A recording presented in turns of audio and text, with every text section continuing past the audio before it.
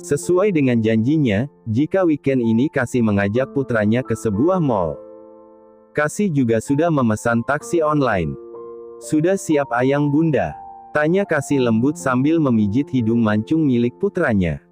Siap unda, balas Aidan dengan sikap hormat, membuat Kasih tertawa kecil.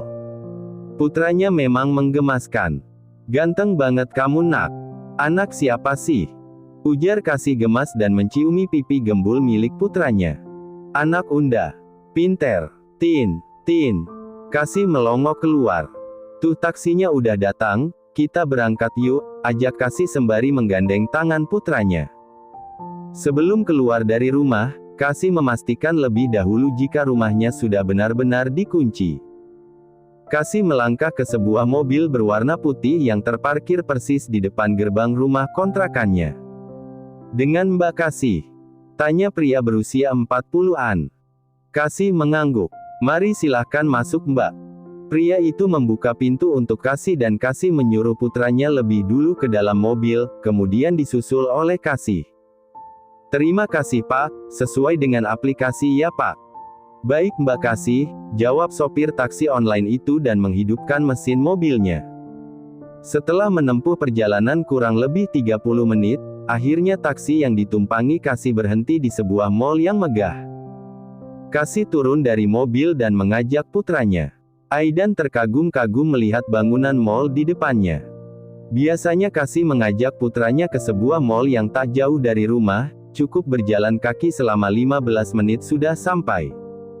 Besal anget ya unda. Iya sayang, yuk kita masuk. Ajak Kasih. Dengan bernyanyi-nyanyi kecil, Aidan memasuki mall terlengkap di Jakarta. Kasih langsung menuju ke area bermain anak-anak sesuai dengan permintaan putranya. Kasih membawanya ke area mandi bola. Tentu saja Aidan senang sekali, apalagi area mandi bolanya luas sekali.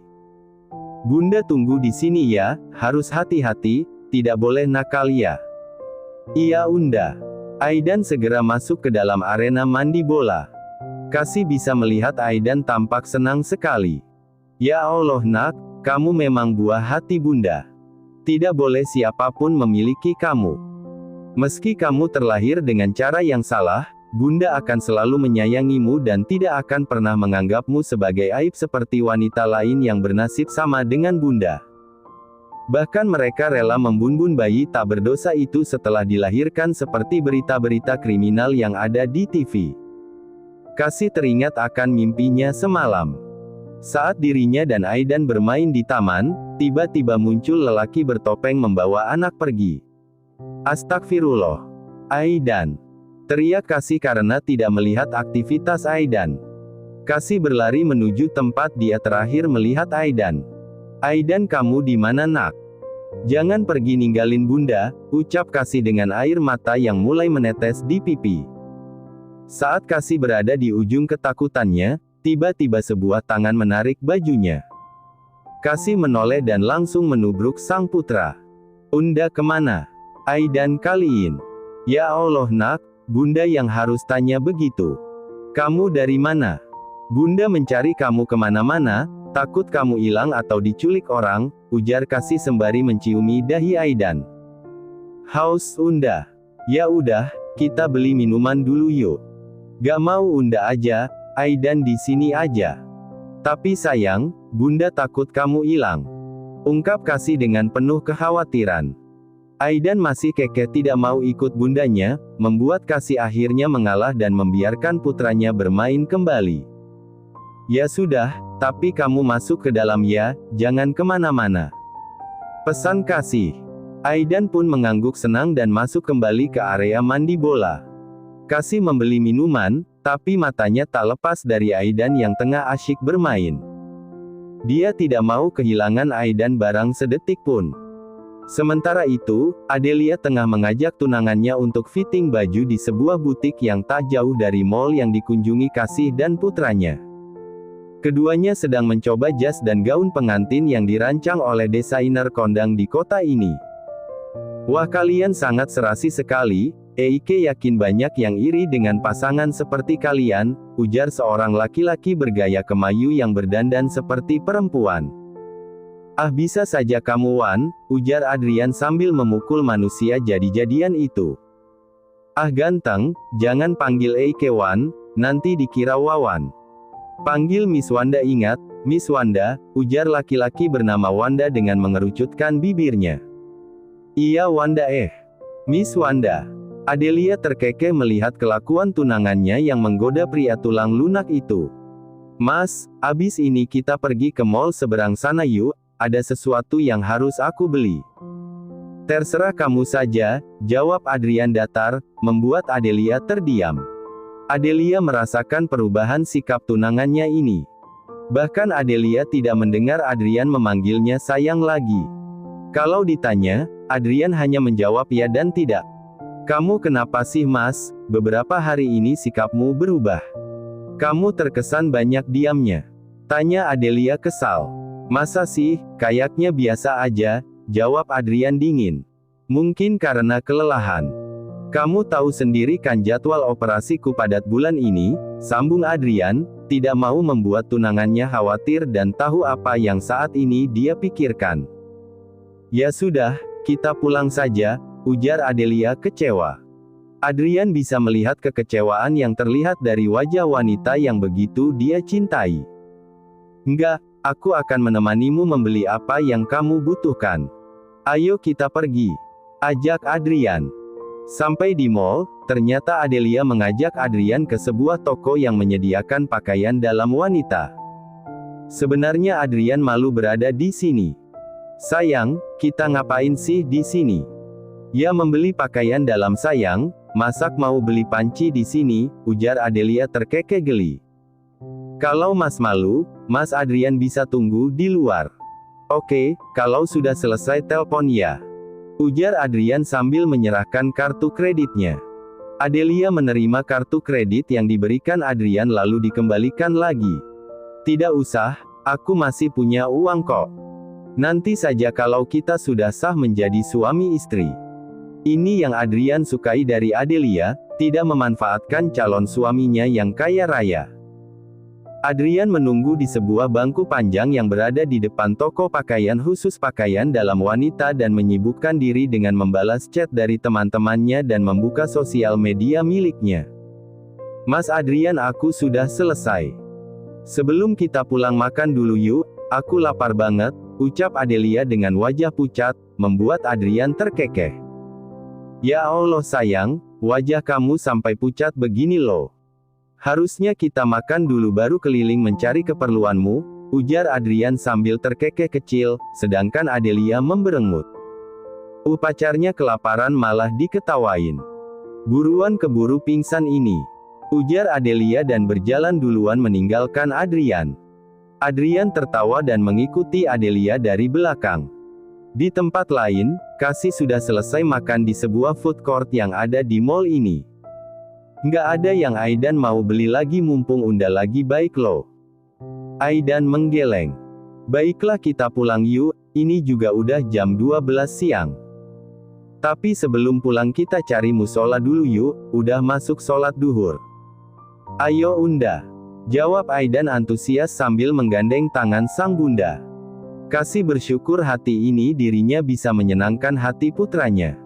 Alhamdulillah ya Allah atas rezeki dan nikmat yang diberikan pada hamba, ucap Kasih dalam hati. Tiba-tiba Aidan mengagetkannya. Unda bukannya itu dokter baik? Mana? Tanya Kasih celingukan. Itu sedang makan. Mata Kasih tertuju pada seorang wanita cantik yang sedang makan di sebuah restoran bersama dengan seorang laki-laki yang membelakangi mereka. Apa mungkin itu tunangan Dokter Adelia ya, yang mendonorkan darahnya untuk Aidan? Aku harus berterima kasih padanya, mumpung ketemu di sini, ujar Kasih dalam hati. Kita samperin yuk sayang. Waktu pulang dari rumah sakit kemarin kita tidak sempat berpamitan dan mengucapkan terima kasih pada Dokter Adelia, ujar Kasih. Aidan mengangguk pertanda setuju. Kasih dan Aidan berjalan memasuki restoran. Kasih pun segera menghampiri Dokter Adelia dan menyapa wanita itu. Dokter Adelia, sapa Kasih ramah. Kasih, Aidan. Adrian yang masih sibuk dengan ponselnya tidak menoleh sedikit pun. Mas ini Aidan dan ibunya yang dulu menerima donor darah dari Mas. Ujar Adelia mengagetkan Adrian. Oh apa Jia? Adrian mendonggak ke atas. Matanya hampir meloncat dari tempatnya melihat siapa yang berdiri di depannya. Begitupun dengan Kasih, tapi dia mampu mengatasi suasana hatinya dan berpura-pura tidak mengenal pria yang merenggut kesuciannya. Maaf Bu Dokter, saya harus pergi sepertinya belanjaan saya ada yang ketinggalan, takut diambil orang, pamit Kasih dengan tergesa-gesa lalu menggendong Aidan dan berjalan sedikit berlari. Kenapa Pelgi Unda? Sudah Bunda jelaskan, kenapa masih bertanya lagi? Bentak Kasih. Aidan terdiam dengan mimik ingin menangis karena bentakan bundanya. Kasih merasa bersalah pada putranya. Maafkan Bunda sudah bentak Aidan, ujar Kasih melunak, sedangkan Aidan mengangguk kecil. Ya Allah ternyata laki-laki itu yang mendonorkan darahnya pada anaknya sendiri, atau jangan-jangan mimpiku akhir-akhir ini akan menjadi nyata. Laki-laki bajingan itu ingin mengambil Aidan dari genggaman tanganku ya Allah. Tidak. Aku tidak mau. Teriak Kasih membuat Aidan kaget. Unda kenapa? Tanya Aidan polos. Tidak apa-apa sayang. Aidan sayang sama Bunda kan? Aidan mengangguk. Jangan pernah ninggalin Bunda apapun yang terjadi ya nak. Sekali lagi Aidan mengangguk. Kasih menciumi wajah Aidan dan segera berjalan cepat meninggalkan mall itu sebelum laki-laki brengsek itu menemukan dirinya dan mengambil Aidan dari sisinya. Tiba-tiba sebuah tangan menariknya dengan kasar. Kasih terkejut melihat siapa yang menarik tangannya. Mas Arman. Kamu kenapa Kasih ketakutan begitu? Apa ada orang jahat yang mengejarmu? Tegur Arman memandang wajah Kasih yang pucat pasi. Mas tolong antarkan aku pulang, kepalaku tiba-tiba sakit. Arman mengangguk setuju. Ayo, sini biar Aidan aku yang gendong. Kamu kan sedang tak enak badan, ujar Arman meraih Aidan dari gendongan Kasih dan membawanya menuju ke mobilnya. Arman mendudukkan Aidan di kursi belakang, sedangkan Kasih duduk di kursi depan di samping kemudi. Mas Arman dari mana kok bisa berada di daerah sini? Tanya Kasih sambil membuka segel botol air mineral dan meneguknya. Mas baru bertemu klien di sini. Kasih berdecak kesal. Libur masih sibuk bekerja Mas ini. Harusnya istirahat di rumah. Arman tersenyum mendengar gerutuan wanita di sampingnya, seperti seorang istri yang memarahi suaminya karena suaminya tidak ada waktu untuk istrinya. Aku senang mendapat perhatian dari calon istri. Nanti ya aku akan standby di rumah buat kamu juga Aidan kalau Mas udah resmi menikahi kamu. Ucapan Arman membuat wajah Kasih merah merona. Mas kalau dibilangin selalu begitu. Udah gak usah bahas lagi. Mas kita mampir di masjid ini, sudah kelewat jam 12 aku belum sholat duhur. Siap calon bidadari surgaku, ungkap Arman dan membelokkan mobilnya ke sebuah masjid yang berada di tepi jalan raya. Apaan sih Mas? Ucap Kasih malu-malu. Di tempat lain, Adrian sudah mengelilingi mall tapi tidak menemukan gadis yang selama ini dicarinya. Dia kehilangan jejak wanita itu kembali. Setelah berpamitan pada Adelia dengan alasan ingin ke toilet, Adrian mencari keberadaan wanita itu. Adrian mengubek-ubek seluruh mall tapi tidak juga ditemukannya. Arur. Adrian mengacak-acak rambutnya frustrasi. Rasa kesal, putus asa campur aduk menjadi satu. Brak. Adrian sampai menendang tong sampah di depannya hingga menggelinding di atas trotoar hingga membuat pejalan kaki mengeluarkan sumpah serapahnya yang hampir terjatuh menginjak tong sampah yang tergeletak di tengah trotoar. Dasar gila. Umpat seorang pejalan kaki yang hampir saja celaka. Tapi Adrian tidak peduli dengan teriakan dan juga cacian orang itu. Dia terus berjalan hingga dia sampai di sebuah taman yang tidak jauh dari mall. Karena lelah juga kepanasan, akhirnya Adrian berhenti di sebuah bangku panjang tepat di bawah pohon tabebuya yang sedang mekar-mekarnya. Adrian tidak menyangka perempuan yang dicarinya selama ini berada di Jakarta dan tidak begitu jauh darinya. Tiba-tiba Adrian teringat dengan bocah laki-laki yang digandeng perempuan itu. Ya Allah apa dia putraku? Jadi aku telah mendonorkan darahku pada putraku sendiri. Adrian terduduk lemas di kursi dengan menunduk. Air matanya tiba-tiba menetes. Ya Allah, ternyata putraku sudah sebesar itu. Aku yakin dia benar-benar putraku. Golongan darah yang dimiliki putraku sangatlah langka, hanya beberapa persen saja di dunia. Dan yang mempunyai golongan darah itu di dalam silsilah keluargaku hanya aku dan papa, ujar Adrian lirih dengan air mata masih berderai. Maafkan papa ya nak, selama ini tidak pernah mencarimu dan tidak peduli denganmu. Kesalahan papa memang tidak bisa dimaafkan. Papa akan datang menjemputmu nak. Papa akan membuat kamu bahagia selamanya, tidak ada kesedihan lagi yang kamu rasakan. Kamu akan mempunyai ayah seperti anak-anak yang lain. Adrian masih menangis pilu hingga membuat orang yang berjalan di depan Adrian duduk hanya mengedikkan bahunya karena heran juga merasa ngeri. Mungkin dalam benak mereka Adrian orang gila yang berbicara dan menangis sendiri bahkan bisa mengamuk tiba-tiba. Tiba-tiba Adrian berteriak memaki-maki mereka. Apa kalian lihat-lihat? Tidak pernah melihat laki-laki menangis. Teriak Adrian keras dengan mata memerah menahan amarah. Mereka yang mendengar teriakan Adrian lekas menyingkir daripada mendapat amukan Adrian. Kring, kring. Ponsel Adrian berdering. Terlihat nama, Adelia sayang, terpampang jelas di layar ponselnya.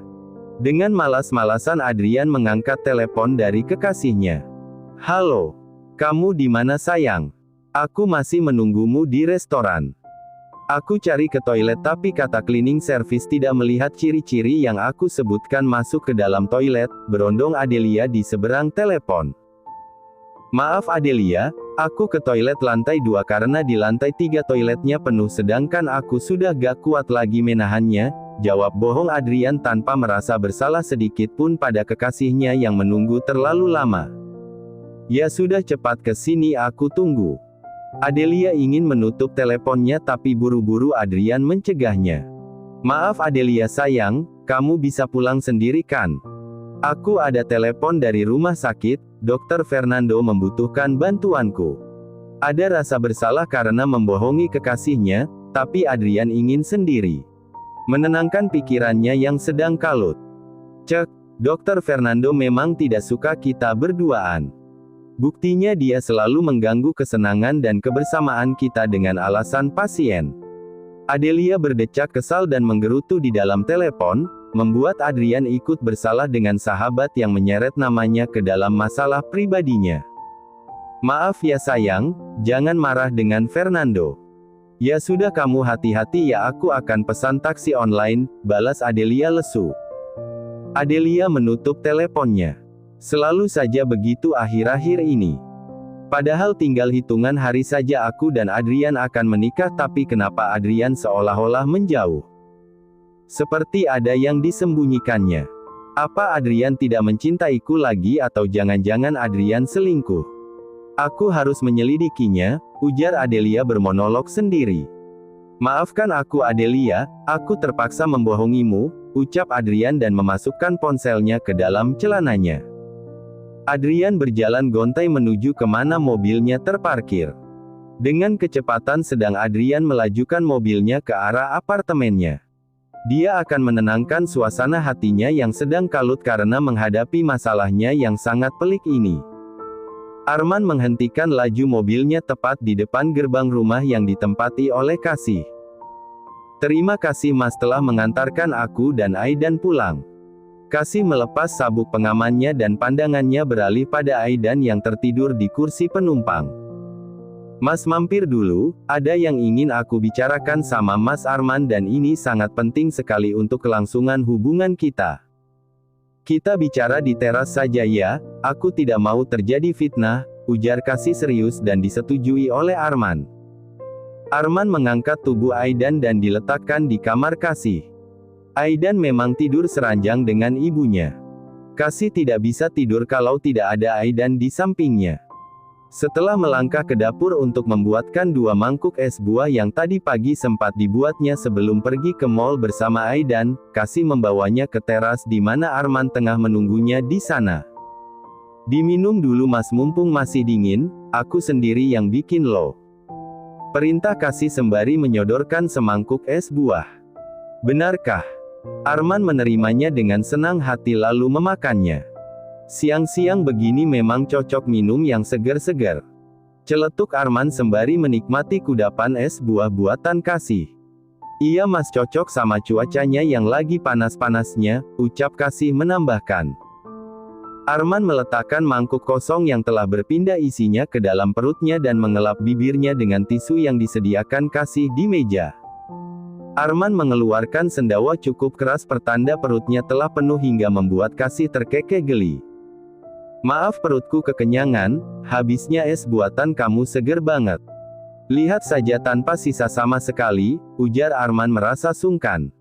Nggak apa-apa mas wajar kok, aku kadang juga sering begitu. Asal tidak di tempat umum saja. Oh, iya sih, apa yang ingin kamu bicarakan?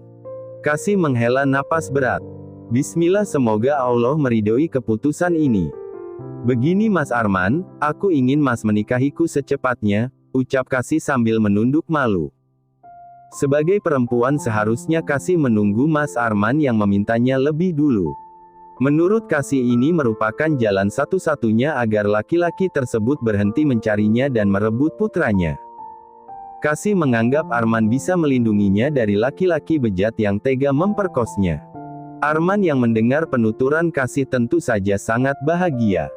Wajahnya bertambah sumringah. Benarkah yang kamu ucapkan Kasih?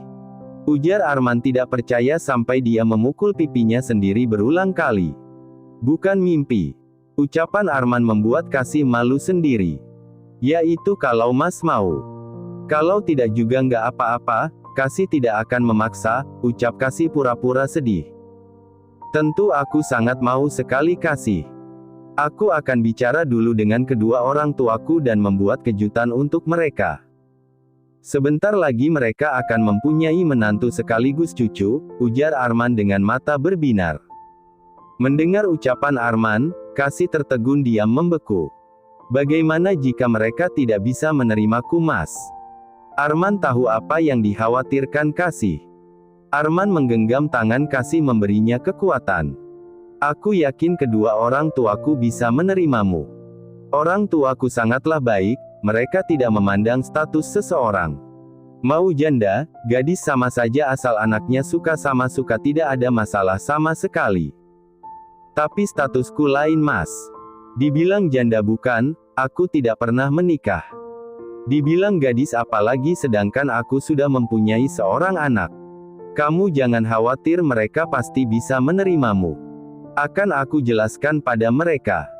Dengan restu atau tidak dari orang tuaku aku akan tetap menikahimu, tapi aku yakin papa mama pasti akan merestui kita.